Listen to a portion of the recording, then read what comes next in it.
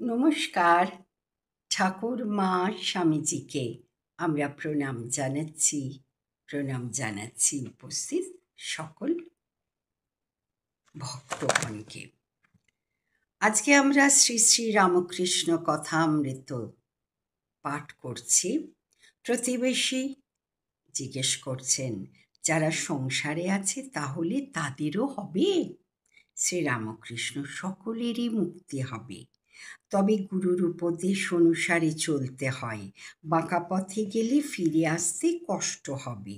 মুক্তি অনেক দেরিতে হয়, হয়তো এ জন্মে হলো না, আবার হয়তো অনেক জন্মের পর হলো। জনকাদি সংসারেও কর্ম করেছিলেন, ঈশ্বরকে মাথায় রেখে কাজ করতেন। নৃত্যকী যেমন মাথায় বাসন করে নাচে, আর পশ্চিমের মেয়েদের দেখো নাই, মাথায় জলের ঘড়া, হাসতে হাসতে কথা কইতে কইতে যাচ্ছে।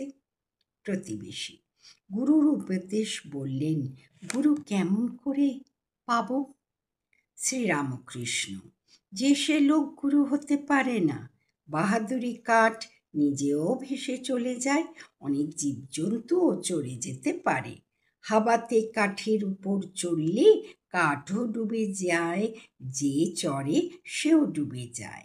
তাই ঈশ্বর যুগে যুগে লোক শিক্ষার জন্য নিজে গুরু রূপে অবতীর্ণ হন। সচ্চিদানন্দই গুরু। জ্ঞান কাকে বলে, আর আমি কে?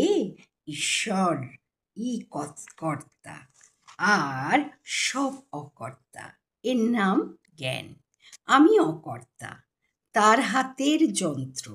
তাই আমি বলি, মা তুমি যন্ত্রী, আমি যন্ত্র। তুমি ঘরণী, আমি ঘর।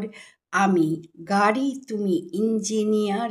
যেমন চালাও তেমনি চলি, যেমন করাও তেমনি করি, যেমন বলাও তেমনি বলি। না হং তু হো। জয় ঠাকুর, জয় মা, জয় স্বামীজি, জয় গুরুদেব, জয় ভক্তবৃন্দ।